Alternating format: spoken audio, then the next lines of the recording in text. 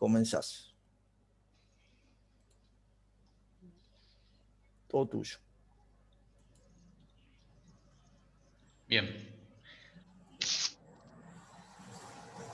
Bueno, como les decía, vamos a hacer un repaso de lo que sería la parte práctica del primer parcial, como para que cada uno se familiarice un poco con qué ejercicios pueden llegar a tomar y por si alguno en algún práctico que tuvimos tuvo algún ejercicio mal y demás, que sepa cómo resolverlo.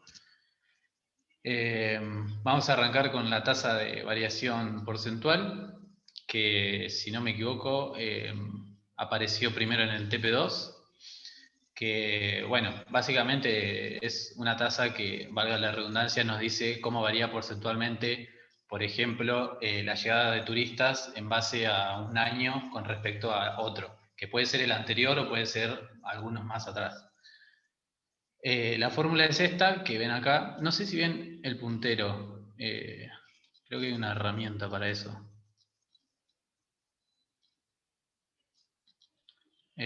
Bueno, creo que ven mi puntero donde estoy parado yo. Ah, buenísimo, gracias. Lo vemos, Germán, sí, gracias. Bien, bueno, la tasa de variación expresada porcentualmente es el momento 2 sobre el momento 1, que a mí algo que me servía para entender esto por ahí es llamar al momento 2 el momento más reciente, o el más nuevo, perdón, sobre el momento más viejo. Es decir, en este caso, que el ejemplo usa el año 2018 y se quiere averiguar los turistas que llegaron a 2017, sería 2018 sobre 2017, es decir, el más reciente sobre el más viejo. Menos 1 y por 100, porque está multiplicado siempre por 100 para expresarlo en porcentaje. Entonces, tomando este ejemplo, dice, en el año 2018 llegan a un destino cualquiera 2.000 turistas. Hubo un crecimiento del 8% con respecto al año anterior, es decir, con respecto a 2017, y nos pide hallar qué cantidad de turistas llegaron en el año 2017 entonces. En este caso, este ejemplo lo que nos pide es averiguar este momento 1 que está acá. ¿Por qué? Porque la tasa de variación porcentual es este 8% que ya nos los da. Es decir, siempre va a haber un dato de incógnita que es lo que tenemos que averiguar y ustedes tienen que estar atentos al enunciado para saber qué es. En este caso, nos pide averiguar este momento 1. Entonces reemplazamos en la fórmula los datos que ya tenemos. La tasa de variación es 8%. ¿Por qué es 8 y no, por ejemplo, 0,08? Porque está expresado, como les dije antes, en porcentaje, entonces se pone por 8. Y por eso está el 100 multiplicando. Bueno, como les decía, 8 igual a 2.000, que son la cantidad de turistas que llegaron en el año 2018, en el momento más reciente, sobre el momento 1, que no lo sabemos, menos 1%. Haciendo el despeje, lo que hace acá es pasar el 100 que está multiplicando y dividiendo, que en realidad para los que estén cursando matemática, obviamente no se dice así, sino que se dice que se agregan a ambos lados de la ecuación una división por 100, pero bueno, vamos a decirlo así acá para que sea más fácil explicarlo.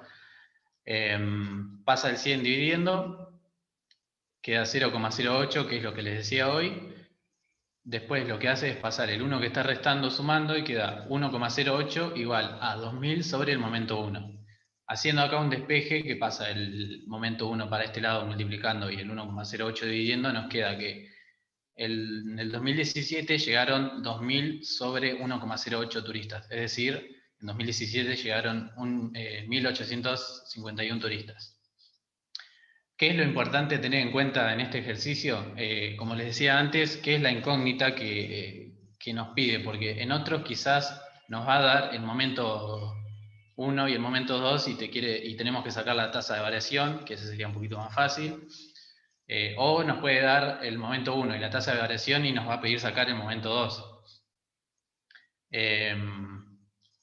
Y bueno, y esto básicamente se resuelve así. Si alguien tiene alguna duda, me dice. Después, en lo que es la participación relativa, este creo que también entró en el práctico 2 y me parece que en el 3, en los últimos ejercicios, si no me equivoco.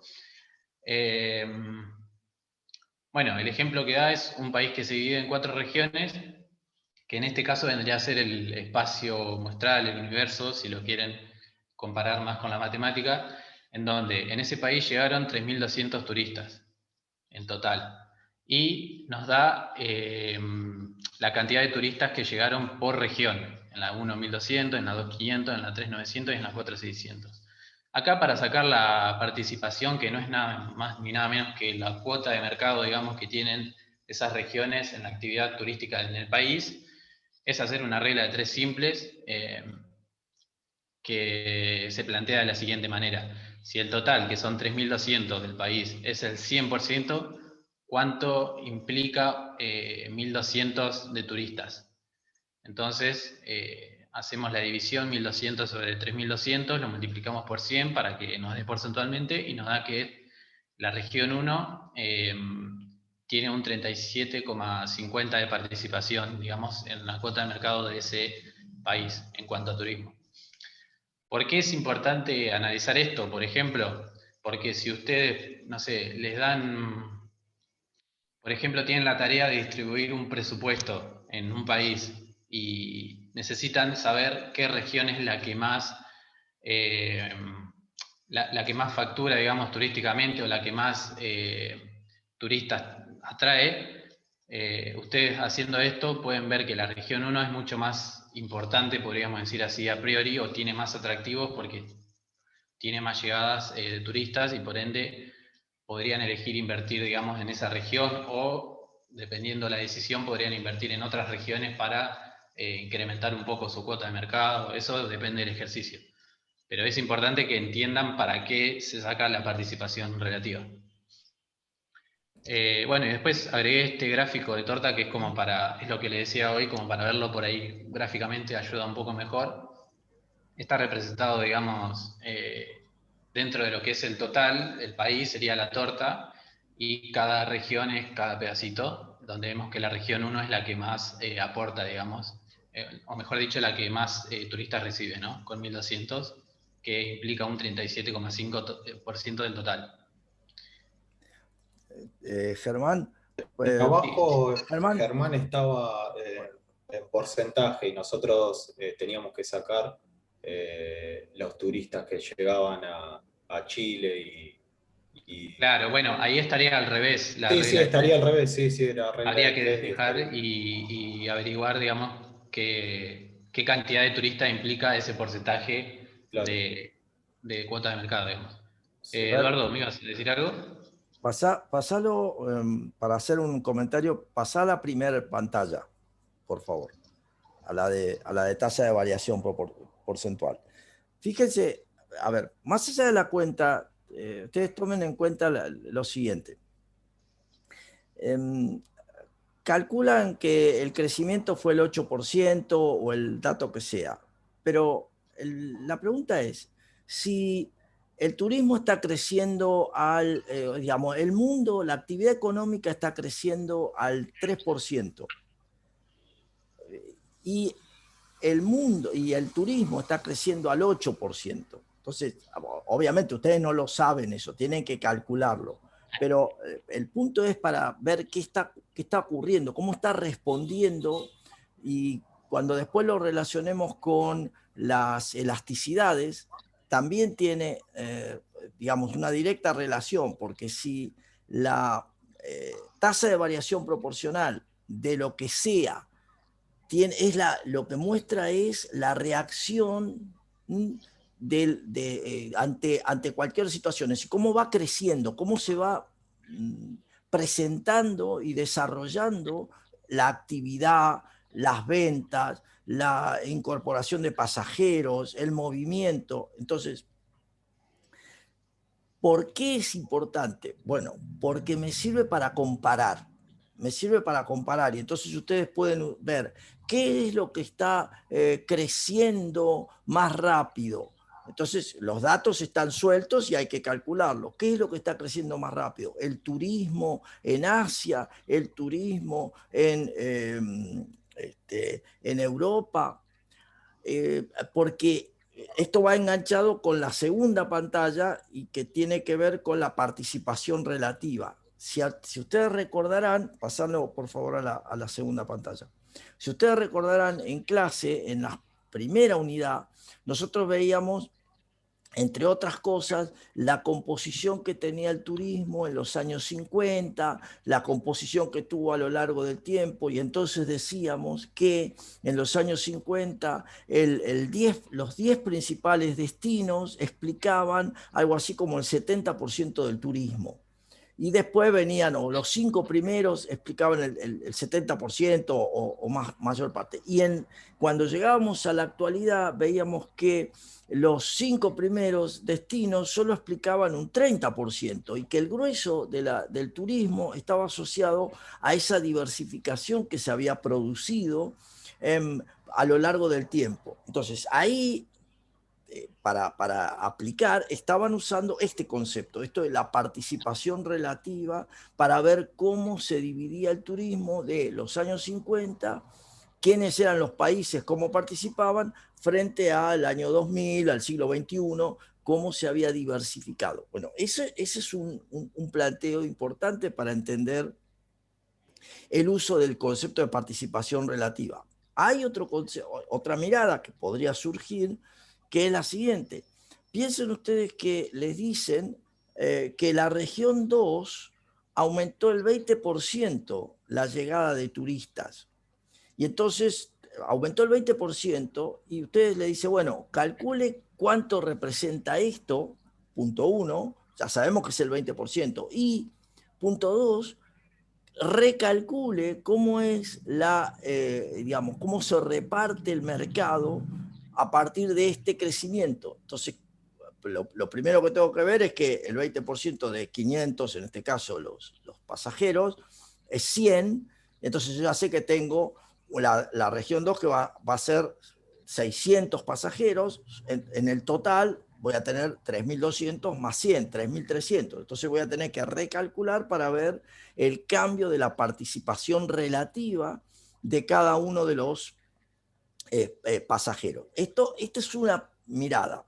Otra mirada es cómo ha cambiado el uso de los distintos servicios asociados al turismo, y entonces ustedes les muestran cuál era la participación de Sol y Playa, o cuál era la participación de el alquiler de motos, no sé, participación, y cómo eso evoluciona en otro periodo diferente. Y entonces dice, y estos son los datos ahora.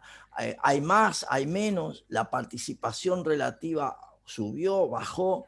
Generalmente eso va asociado a un caso. Entonces hay una situación en la cual te está diciendo que la gente ahora por el COVID se guarda, y entonces se observa el alquiler de motos que antes era 100, ahora pasó a ser 80, frente a los gastos que hay en vacunas o cualquier otra cosa. Es decir, un conjunto de datos que reflejan el total del gasto del turista. Y entonces lo que puede surgir como pregunta para ustedes es, bueno, ¿cuál es la participación relativa? ¿Cómo cambió la participación relativa en la decisión de gasto asociado al turismo? Entonces ahí tienen otra mirada de cómo usar esto. Siempre la misma, la operación matemática es la misma, pero lo importante, como siempre dice, y como les está diciendo Germán, es cuáles son las decisiones que tengo que tomar, para qué me sirve, porque la decisión ahí decía, bueno, usted que es un operador de turismo, ¿cómo va a plantear? Acuérdense las motivaciones de la pirámide de Maslow, y entonces surge la participación relativa en el total de las decisiones de las distintas motivaciones. Y entonces dice, ahora, ¿qué va a pasar con el COVID? Y claramente estamos buscando seguridad, las más abajo. Entonces, cambia la participación relativa. Y ese cambio en la participación relativa, ¿a ustedes qué les va a decir? Bueno, tengo que plantear, hacer una propuesta de un paquete turístico que tenga otras características diferentes a las que tenía antes. Bueno, eso, así, muy arriba, muy en el aire para ayudarlos a reflexionar sobre el uso de las matemáticas, porque lo que están diciendo es eso, es decir, ¿para qué quiero esto? Para tomar decisiones, ¿sí? Siempre, no tiene que haber duda, se usa para tomar decisiones, ¿sí? Digo, simplemente para marcar eso, seguí Germán, por favor, pero era más que nada para darles... Sí, sí, no, está perfecto. No, aparte piensen que esto lo van a usar en un montón de otras materias también, y que lo que importa, como dice el profesor, no es que ustedes sepan hacer una cuentita de regla de tres, sino el análisis que pueden sacar en base a esa cuenta de tres, porque si no son números, nada más. Ahí me pareció que alguien levantó la mano. Sofía, sí. Yo tengo una pregunta. Nosotros esto lo usamos en el trabajo número 2, que había datos como confirmados, digamos. Y ahora en el trabajo número 3, estos datos eran como no confirmados, sino como que era una pregunta, porque tenías que decir si estaba bien o estaba mal. En ese caso, ¿está bien usarlos para reemplazar dentro de la fórmula esos números? A ver si te entendí. Por ejemplo, si esto creo que lo puedo decir porque ya terminó el plazo de entrega. Había uno de Chile que tenía mal la llegada de turistas, me parece. Sí. Vos decís usar el número de Chile como para contrastar de que estaba mal. Claro, por ejemplo, acá como lo veo en la pantalla, que lo están viendo todos, por ejemplo, si la Sí. región 1, ese 1200 estuviera mal, o estuviera dentro de un verdadero o falso, ¿lo podemos usar para reemplazar allá en el planteo? Sí, ¿O claro. sí nos Sí, va a dar sí. mal la cuenta? Sí, está bien. Tu pregunta es, por ejemplo, el 8%, qué sé yo, 1.200 representa el 8% del total de pasajeros, que son 3.200. No importa si es el resultado correcto. ¿Es esto, está bien, está hecho? Sí, esa es una pregunta válida. Como si vos dijeras, el 8%, te la hago fácil, el 10% de 3.200, que son 320, y vos tenés el número que dice 500. 500 representa el 10% digamos, es muy elemental la pregunta, pero si vas por ese lado, sí, es cambiar, hacer el pasaje de términos. Si esa es tu pregunta, es un pasaje de términos. Claro, si pueden aparecer preguntas así, ¿querés decir vos, Sofía? Claro, porque por ejemplo, yo en algunos casos no usé esos datos porque al no saber si eran correctos o no, es como la cuenta va a dar en base a ese número y en realidad vos tenés que hacerlo con los datos eh, afirmados, no sé cómo decirte. Claro, la cuestión es que si vos tenés el total, digamos, de lo que es, en este caso, los turistas que llegan al país, vos tenés el total y después te dice la cantidad por región, eh, vos sabés que el 1200 de la región 1 va a representar 37,50 porque haces la verificación con esa regla de 3 y siempre va a dar 37,50. No te puede dar otro número. O sea, por ahí te puede preguntar si ese 1200 representa un 40%, por ejemplo. Y ahí tendrías que contestar que no, que está mal y cómo haciendo esta cuenta. No sé si se entiende. Bien, bueno, no sé si porque a mí me surgió la duda cuando había que hacer la tasa de variación del último punto. No sé si lo puedo preguntar ahora o espero más adelante al final de la clase. Si querés ahora lo vemos al final, así no nos desviamos tanto, ¿dale? Dale. Bien. Eh, bien. Bueno, esto es lo del gráfico de torta que les decía, como para verlo por ahí más gráficamente siempre ayuda. Bien, la proyección. Esto es siempre importante también para estimar, digamos, por ejemplo, la cantidad de llegadas que va a haber en un año futuro, por ejemplo. Para realizar esto, siempre van a tener que contar con al menos 2 datos anteriores, como para que ustedes puedan realizar una ecuación de la recta y en base a eso proyectar el año que se quiere calcular. ¿Qué quiero decir con esto? Este gráfico que tenemos acá nos da los datos. En el eje de las abscisas tenemos los años, X1 es el año 1 que es 3 o 2003, vamos a decirle 2003 para no confundir, el segundo año 2005 y el tercer año 2006. Y en el eje de las ordenadas tenemos la cantidad de llegadas, que no aclara si es en miles o en millones, pero no importa, que para el primer año son 696,4, para el segundo 808 y el tercero no lo sabemos y es lo que se busca proyectar. ¿Cómo lo hacemos? Bien, tenemos que sacar la pendiente de esta recta porque sabemos que la continuación, digamos, de esta recta va a tener la misma pendiente que esta misma. Entonces, si yo tengo los datos de los años anteriores, puedo averiguar, por ejemplo, la cantidad de turistas que van a llegar en el año 2006. Entonces, la fórmula de la pendiente es esta que está acá arriba, que se simboliza con la M, igual I2, que viene a ser el año más reciente que vamos a tomar. El más reciente, ¿y por qué no uso I3? Porque I3 no tengo el dato, entonces agarro el más reciente que sí tengo el dato, que es I2.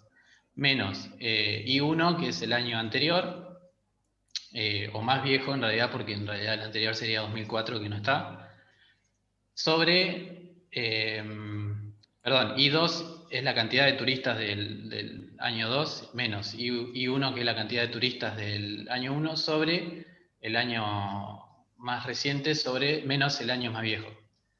Reemplazando, tenemos que I2 es 808, menos I1 696,4, sobre 5 menos 3 o 2005 menos 2003 hubiera estado bien, ambas van a dar 2. Y esta cuenta nos da 55,8. ¿Qué quiere decir este 55,8? Que esta pendiente vale 55,8. ¿Y qué quiere decir eso? Que cada año se incrementa en 55,8 la cantidad de turistas que llegan.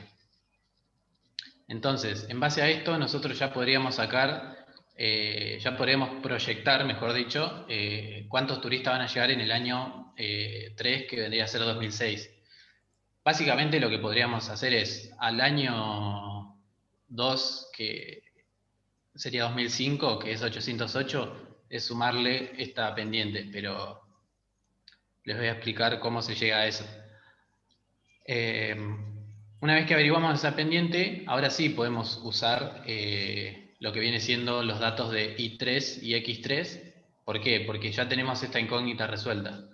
Yo hice este cálculo auxiliar por ahí para ayudar de dónde sale esta, de dónde sale esta ecuación de la recta. Ustedes tienen la de la pendiente, que era esta. Ahora, en vez de usar I2, I1, X2 y X1, vamos a usar I3, I2, X3 y X2. Acá lo doy vuelta como para que se vea un poco más fácil lo que hace acá abajo, que básicamente es pasar este X3 menos X2 multiplicando a la M. Entonces nos queda esta fórmula que está acá. Bueno, volviendo a esta fórmula, es simple reemplazar los datos que tenemos.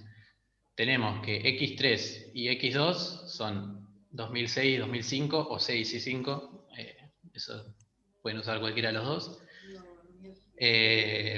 Bueno, un cálculo auxiliar para saber por qué la M queda como está.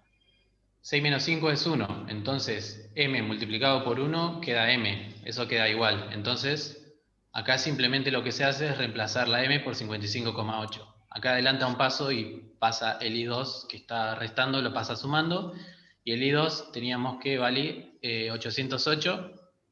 Entonces, I3, que representa la llegada de turistas en el tercer año, que es lo que queremos proyectar, es igual a la pendiente, 55,8, más la llegada en el año anterior, 808. Y esto nos da una proyección de que en el 2006 se espera, o se esperaba, que lleguen 863,8, bueno, no dice si es miles o millones de turistas, pero a eso estén atentos, depende de lo que diga el enunciado, porque van a tener que ponerlo bien. ¿Alguna duda de esto?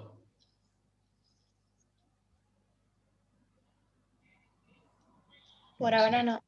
Supongo que no. Bien. Acá vamos al cálculo de elasticidad precio de la demanda.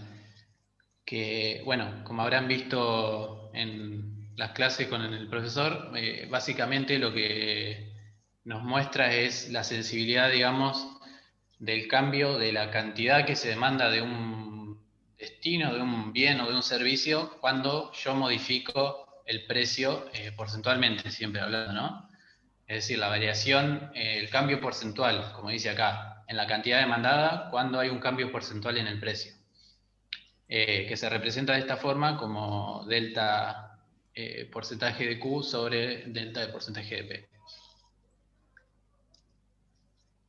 Para explicar esto, bueno, hay un ejemplo acá sencillo que dice, suponga que 10% de aumento en el precio del vaso de helado, bueno, usando un ejemplo por ahí más turístico, no sé, supongan que hay un 10% de aumento en el precio de pasaje de excursiones, de turismo aventura.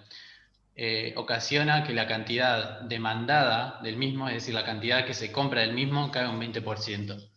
¿Qué quiere decir esto? Que cuando yo aumento un 10% el precio de mis excursiones, o de mi excursión, la cantidad que se demanda cae un 20%.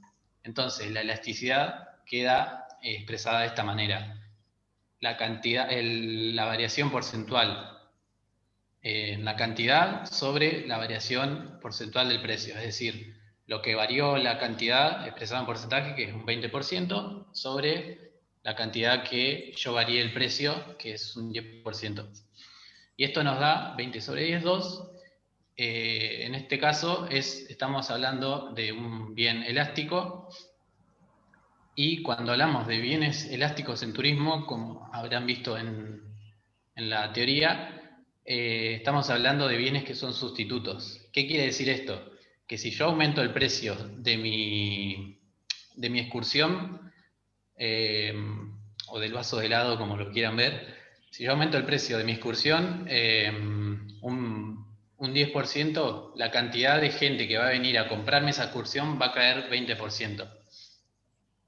¿Por qué? Porque como yo aumenté el precio de un bien, de un servicio que es bastante fácil de sustituir, porque supongamos que en esta región hay 7 agencias más que brindan servicios de excursiones, la gente que va a hacer si yo subo el precio se va a ir a buscar a otros lados, otras opciones.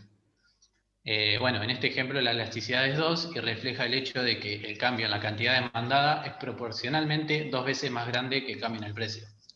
Es decir, que a mí, desde un punto de vista simple, digamos, a priori, sin mirar la cuestión de costos y demás, a mí no me convendría cambiar, aumentar el precio, porque sé que voy a perder más cantidad demandada proporcionalmente. Antes de esto, yo hice acá unos gráficos por ahí para explicarlo y verlo un poco más fácil. A mí los gráficos siempre me ayudan. En el caso del bien que estábamos hablando recién, estaríamos acá abajo, donde estamos hablando de un bien elástico. Por ende,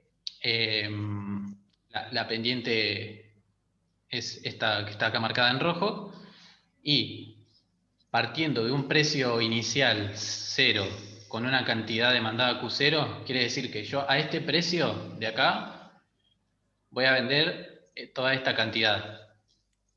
Ahora, si yo aumento mi precio de P0 a P1, la cantidad demandada va a caer de acá hasta acá.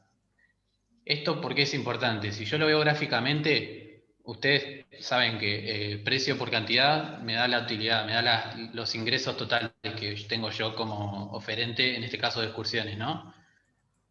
si yo a mi excursión la dejo en este precio, voy a ganar, como les dije antes, obviando el tema de costos y eso, que eso lo van a ver más adelante en microeconomía. Yo voy a ganar todo lo que está en el rectángulo azul más lo que está en el rectángulo rojo. Ahora, si yo subo el precio, la cantidad baja y voy a ganar todo lo que está en el cuadrado azul más lo del cuadrado verde. Si bien el precio es mayor, la cantidad de gente que me viene a comprar la excursión es mucho menor. Entonces, si yo tuviera que tomar decisiones en base a esto, no aumentaría el precio porque no me conviene. Porque, como les dije antes, si yo aumento el precio no me compra nadie y la gente se va a buscar otras excursiones a otro lado. Entonces me conviene mantenerme acá. Ahora, ¿qué pasa cuando tenemos un bien inelástico o, dicho de otra forma, un bien que tiene alguna particularidad que lo hace, no sé si único, pero sí que lo destaca del resto o que hace que la gente lo prefiera? En este caso, digamos, no haría sustitutos, entonces estamos, como les dije, ante un bien inelástico con esta pendiente, en donde si yo tengo, por ejemplo, un precio inicial en P0, voy a vender esta cantidad, ¿no? Que representa en mis ingresos todo el cuadrado azul y el rectángulo rojo, ¿no? Ahora, si yo decido subir el precio, como el bien es tan particular, tan único, sí, va a haber gente que me lo va a dejar de comprar, pero no mucha. Entonces, la cantidad demandada, digamos, sigue siendo bastante similar. Por ahí acá no se ve tanto gráficamente, pero imagínense eso, yo aumento el precio de algo que no se consigue en ningún otro lado, va a haber gente que no lo va a poder pagar o que no lo va a querer pagar, pero va a haber mucha gente que lo va a seguir pagando igual, por más que el precio aumente. Entonces, mis ingresos en este caso serían el cuadrado azul y todo el rectángulo verde. Si lo vemos así gráficamente, diríamos que conviene subir el precio. Y bueno, como les decía antes, esto sirve interpretarlo y entenderlo a la hora de tomar decisiones, más que nada en turismo, cuando hablamos de bienes sustitutos o bienes más únicos, que se caracterizan por una diferenciación, digamos, respecto a los otros. Sí, perdón, ¿iba a hablar alguien? ¿No? Bueno, y volviendo a la elasticidad precio de la demanda, digamos, de la función, para poder obtener esta variación porcentual en la cantidad demandada y esta variación porcentual en el precio, si no se las da el ejercicio, la van a tener que sacar ustedes de la siguiente manera. Dice esta nota adicional: observe que se calcula teniendo en cuenta el precio promedio para el precio y en el caso de la cantidad promedio, y para sacar el promedio se tiene en cuenta esta fórmula. La variación del precio es igual a el precio más nuevo que yo pongo, o mejor dicho, volviendo al caso de las excursiones, el precio que yo estoy pensando poner, el precio que yo estoy pensando subir, por ejemplo, menos el precio que tenías antes. Es decir, P2 menos P1. Y el precio promedio no es nada más que el promedio de los precios. Es decir, ustedes suman los dos precios y el promedio es la suma, digamos, de ambos dividido 2 porque son 2. Si fueran, no sé, 4 precios distintos, se suman los 4, P1 más P2 más P3 más P4 dividido 4. Y así dependiendo de la cantidad. Y eso me da la variación proporcional del precio, es decir, que está expresada en porcentaje. Una aclaración, este símbolo de acá viene a ser un dividido, no un por ciento, porque me acuerdo que alguien ya se había confundido con eso. Y para la cantidad es lo mismo. Para la variación de la cantidad yo me fijo en la nueva cantidad que voy a tener demandada, digamos, si cambio un precio, menos la cantidad que me demandaban antes, sobre el promedio de las cantidades, que está expresado por Q1 más Q2 sobre 2, dividido 2. Eso me da la variación proporcional de la cantidad demandada y bueno, y la elasticidad del precio se genera con la variación proporcional de la cantidad sobre la variación proporcional del precio, que en el ejemplo que habíamos dado era 20 sobre 10, que da 2. Que de nuevo vendría a ser este ejemplo de acá abajo donde el servicio o el bien es elástico. No incluí acá el unitario, pero bueno, en el caso de la elasticidad unitaria, en donde es igual a 1, no modifica tanto una toma de decisiones porque, digamos, la variación del precio implica una variación igual en la cantidad, porque es igual a 1. Tengo una Y, pregunta. sí, Igualmente, estos datos, para vos saber si te conviene o no aumentar el precio, lo vas a saber después de que lo aumentes, ¿no? Porque no vas a saber cuál es la cantidad demandada una vez que lo claro. aumentes. En general, un ejercicio por ahí te va a decir cuál es la cantidad que se espera o la cantidad que se proyecta, digamos. Ah, ok, Pero ok. obviamente, si vos lo querés aplicar a la realidad, hasta que vos no subas el precio, obviamente vos no vas a Claro. saber cuánto vas a vender. Sí. Ah, ok. Bueno, y nada, después recordarles lo que ya les dijimos antes, que todos estos cálculos son para tomar decisiones y que tengan en cuenta eso a la hora de leer los enunciados, que estén atentos ven a qué es lo que pide para que ustedes contesten bien, porque si pide, por ejemplo, tasa de variación y ustedes resuelven el ejercicio contestando cantidad de turistas, va a estar mal, porque te está pidiendo una tasa de variación. Y nada, bueno, ahora vamos a contestar cualquier otra duda que No, tengan. un segundito, porque así le queda toda la idea a quien preguntó recién, que no me fijé quién era. En la realidad, lo que ocurre es lo siguiente. Nosotros hacemos previamente una investigación de mercado. Esto significa que tratamos de identificar cuáles son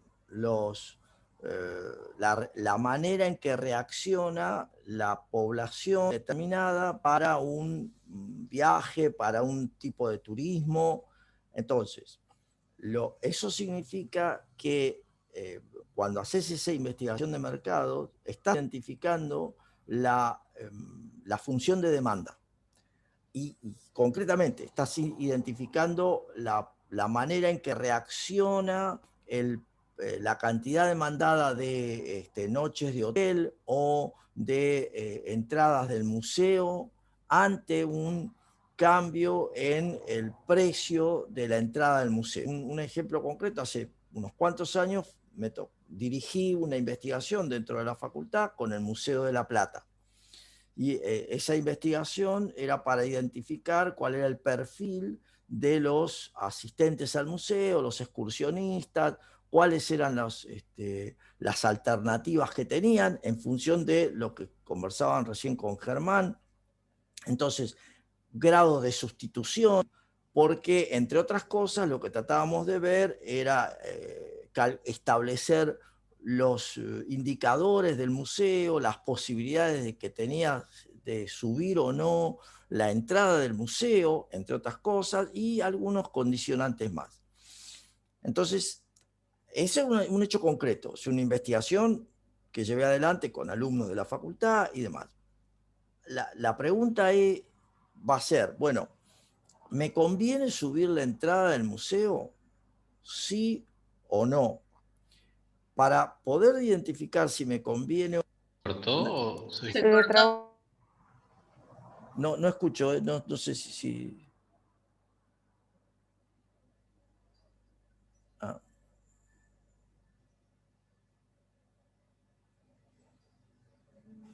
No.